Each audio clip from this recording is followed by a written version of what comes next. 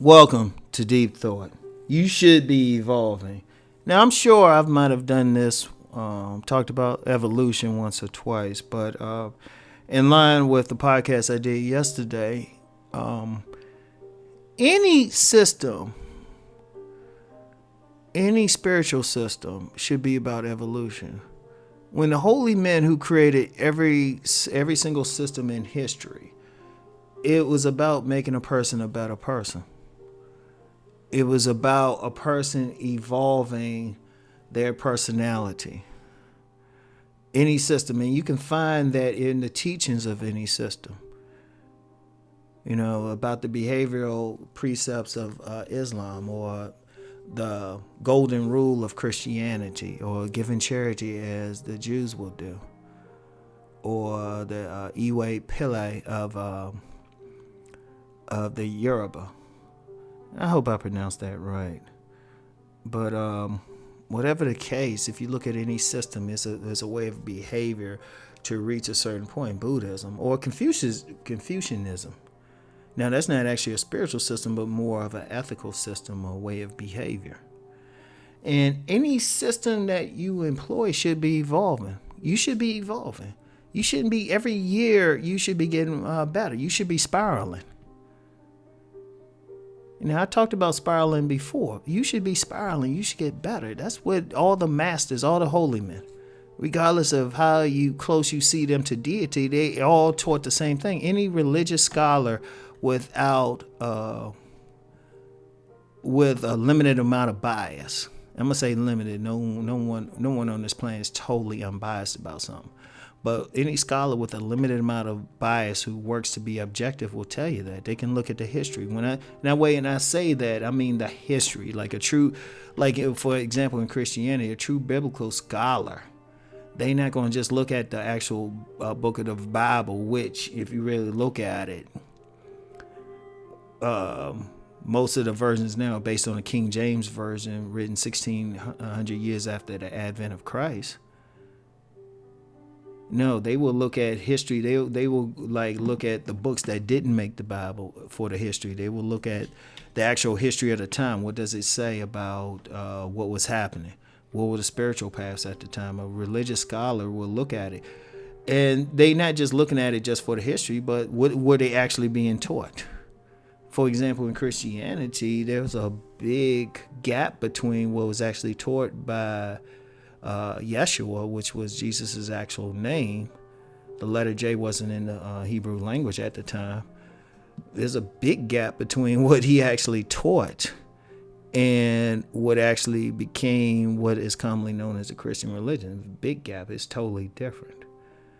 It's a big gap between what Muhammad was teaching and what became of Islam. Now, one of the problems that happened in those two religions, they both became militarized. And I can't think of the name of the general who turned Islam into a militaristic thing. And I can't, but it was around Constantine who turned Christianity into some militaristic to control people. The Council of Nicaea, around 325 AD. Well, you can look that up and you will see there were some changes originally. If you want to have an idea what Yeshua actually taught, I would say do searches on Gnostic Christianity, the Apocrypha, and stuff like that.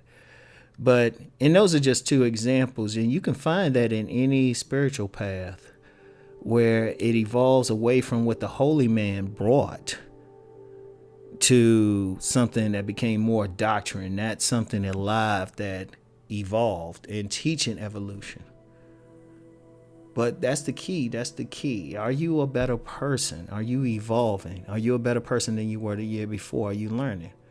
And it's not a case of you're supposed to be perfect. You're just supposed to be getting better. Like, no one's perfect. No one would be on this planet if they were perfect. And I don't see anybody performing miracles. In fact, one scholar had said, if people were following Christianity to the extent they need to follow it, they'd be able to perform the miracles. If they were following Islam, they would be able to commune with angels as Muhammad did in the caves. If they were following truly what Buddha found, they would find enlightenment. But what's happened, if you look at much of the conflict in the world, it has nothing to do with evolution, but more like control of your behavior. Now, there's some brave, holy people in all the paths who try to emphasize this, but usually they might have small followings, or even considered like outliers within their faiths. They might end up like breaking off a new branch, because that's another thing too. All these groups, they have several branches, because someone gets a different idea and say, oh well, we need to do it like this. But then even those, they can get corrupted in the sense that it becomes more about control of behavior, controlling of a mass amount of people, military. If you look at the if you look at politics, global politics, most of the conflict is based over just different religious paths. Seriously, it's people people talk about resources and all of that, but a lot of the differences is that there was one book that talked about this years ago. Wait, man, let me grab it. It was called The Clash of Civilizations, The Remaking of World Order by Samuel P. Huntington. Well, The Clash of Civilizations and The Remaking of World Order. I missed the and the. By Samuel P. Huntington. And this was published, what was it? I think this was 94. When's the copy? 96 by Mr. Huntington. And a lot of it dealt with just religious conflicts, because he said he divided the world into 8 different paths. It makes a big difference. If you look at some place like India and Pakistan, they're actually the same group of people, but practicing 2 different primary religions. They're actually the same people. Look up the history of India when they got independence from the British. Because you had a lot of Muslims who they actually formed Pakistan because they didn't want to live under Hindu rule. But that makes a big difference. That makes a big thing. But is that evolution? Are these people working together say, look, we're working to be the best person, or are they using it for political reasons? We're using it for political power. But the ultimate thing is evolution. And it's something ultimately, it's something that people need to really tap into it. Whenever you're reading the holy books, you need to ask yourself one simple question: is this evolving? Now, as far as which path, some people that's kind of veering off the path too. When people say this path is the only path, they don't know that unless they can consciously say they've been to the other side spiritually. They don't know, because because when it becomes imperialistic, when any spiritual path becomes imperialistic and seeks to impose its will on people, of course it's going to say this is the path. But is it really? I mean, you can have faith that it is, but you don't know. You don't know. You don't have no spiritual deity has come down and said that to you. Because if you say, well, my holy book said it, it's like, well, your holy book's been edited several times. Like most holy books or doctrines or something, depends on the culture. Because there's 4,000 religions in the world.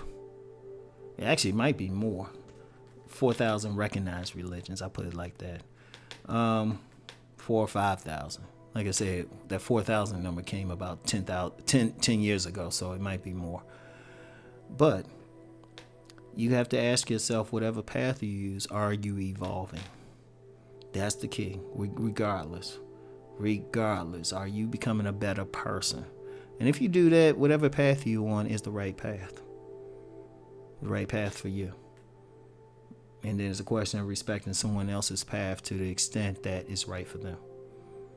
So anyway, That's all I have for today. I'll talk to y'all later. Peace and blessings.